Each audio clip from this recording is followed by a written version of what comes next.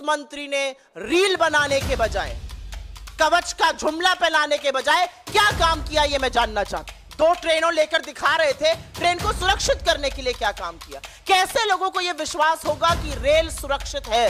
और ऐसे व्यक्ति का अपने पद पर बने रहना हम सबके लिए आपत्तिजनक बात है, गलत बात है, ऐसा नहीं होना चाहिए। यह है कि जिस मंत्री को अपने पद से तुरंत बर्खास्त कर देना चाहिए, उस मंत्री को पदोन्नति दी जा रही है और तेजी से बर्बाद करिए रेल मंत्री। आईटी और इलेक्ट्रॉनिक के भी मंत्री बने हुए हैं, आईएनबी के भी बने हुए हैं, महाराष्ट्र के प्रभारी भी बने हुए हैं। तो भैया वो रेलवे कब देखेंगे? तो ये सरकार की प्राथमिकता, ये सरकार की रेल के प्रति जवाबदेही, ये लोगों की सुरक्षा, लोगों के आवागमन के साधन की प्राथमिकता सरकार की दिखाता है। मुझसे सवाल पूछा गया कि क्या हम अश्विनी वैष्णव का इस्तीफा मांगते हैं? बिल्कुल, बिना संशय के, बिना पलक झपकाए अश्विनी वैष्णव जैसे व्यक्ति को रेल मंत्री के पद पर बने रहने की कोई भी नैतिक जिम्मेदारी नहीं है, कोई नैतिकता नहीं है।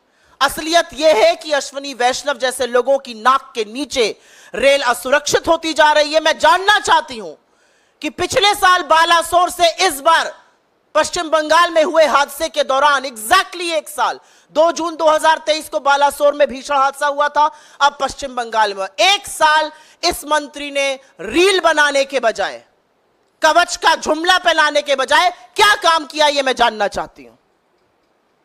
2 ट्रेनों लेकर दिखा रहे थे, ट्रेन को सुरक्षित करने के लिए क्या काम किया? कैसे लोगों को यह विश्वास होगा कि रेल सुरक्षित है? और ऐसे व्यक्ति का अपने पद पर बने रहना हम सबके लिए आपत्तिजनक बात है, गलत बात है, ऐसा नहीं होना चाहिए।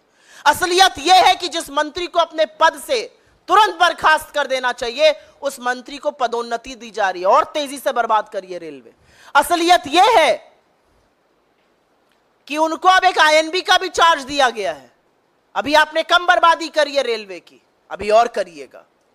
इसीलिए तो मैं कह रही हूं, कवच का झुंझुना मत दीजिए देश को, इस देश को सुरक्षा का कवच दीजिए।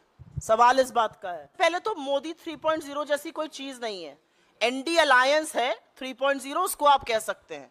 63 सीटें हार के जबरन अब आप कुर्सी से चिपक कर फेविकोल से प्रधानमंत्री बन जाइए तो अलग बात है, खींचतान मची हुई है, आप देख ही रहे। आपने मुझसे डायरेक्ट सवाल पूछा रेल बजट को लेकर। मेरा अपना मानना है, सरकार का हर काम, सरकार का हर निर्णय, सरकार का हर फैसला उसकी प्राथमिकता को दिखाता है। जिस दिन आपने रेलवे बजट को मेन बजट में अलाइन कर दिया, उस दिन आपने दिखा दिया कि रेलवे आपकी प्राथमिकता नहीं है।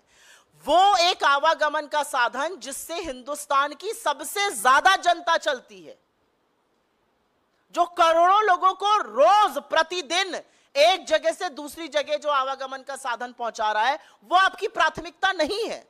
और तभी आपने उस बजट को मर्ज किया। मर्ज करने के बाद जवाबदेही खत्म हो गई।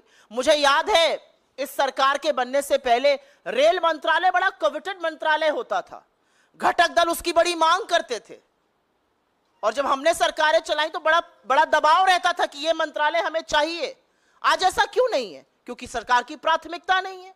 आज रेल मंत्री आईटी और इलेक्ट्रॉनिक के भी मंत्री बने हुए हैं, आईएनबी के भी बने हुए हैं, महाराष्ट्र के प्रभारी भी बने हुए हैं। तो भैया वो रेलवे कब देखेंगे? तो ये सरकार की प्राथमिकता, ये सरकार की रेल के प्रति जवाबदेही, ये लोगों की सुरक्षा, लोगों के आवागमन के साधन की प्राथमिकता सरकार की दिखाता है।